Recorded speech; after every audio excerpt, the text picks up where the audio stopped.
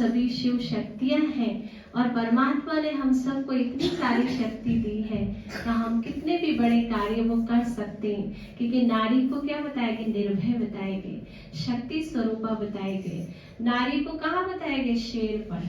हम डरने वाले में से नहीं है, है ना? लेकिन ऐसे डरने वाले की बात नहीं है, लेकिन परमात्मा ने हमें शक्ति दी है। आज कई क्षेत्र में आप देखो नारी को बहुत आगे तो किए हैं और बताते भी हैं, हम हर प्रोग्राम में यही कहते हैं नारी कम नहीं है। लेकिन कई जगह हम क्या देखते हैं कि नारी में भी क्या गिराने की कोशिश, कई ऐसी आत्माएं जो जब आगे बढ़ते हैं तो लोग उसको गिराने की कोशिश करते हैं। कौन करते हैं? नारी ही करते हैं, नर नहीं करते। जब किसी भी फील्ड में नारी आगे जाते हैं तो कुछ नारियां उनको गिराने की भी कोशिश करते हैं। तो नारी ही किसी को बढ़ा सकती है और नारी ही किसी को उठा सकती है। आप देखो नारी में वो शक्ति तो है, लेकिन शारीरिक शक्ति बहुत है। लेकिन हमें कौन सी शक्ति चाहिए? शारीरिक शक्ति के साथ आत्मिक शक्ति भी चाहिए, परमात्मा शक्ति भी चाहिए। शारीरिक शक्ति के साथ हमें परमात्मा शक्ति की भी जरूरत है। जैसे दो कन्याएं कहीं जा रहे थे तो जाते जाते एक कन्या के साथ कुछ ऐसा कुछ हुआ उनके साथ, है ना? तो उन्होंने उस एक कन्या के साथ गलत हुआ, दूसरी कन्या के साथ कुछ ऐसा नहीं हुआ।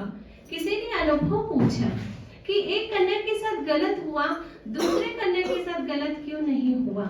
उस कन्या ने अपना अनुभव सुनाए कि मैं अपने इष्ट को याद कर रही थी और वो इष्ट की शक्ति मेरे अंदर थी, जिस कारण मेरे साथ ऐसा कुछ भी नहीं हुआ। तो वो शक्ति कौन सी थी? आध्यात्मिक शक्ति, परमात्मा शक्ति। वो याद किसी भी इष्ट को कर रहे थे, पर कर किसको रहे थे? परमात्मा को। तो शारीरिक शक्ति के साथ हमारे अंदर आत्मिक शक्ति, परमात्मा शक्ति की भी जरूरत है और वही हमें बहुत शक्तिशाली बनाते हैं। तो ये राजयोग से ही प्राप्त हो सकते हैं, जब हम आत्मा परमात्मा के साथ संबंध रखते हैं। क्योंकि आत्मा जो है ना स्त्री है और ना ही पुरुष है।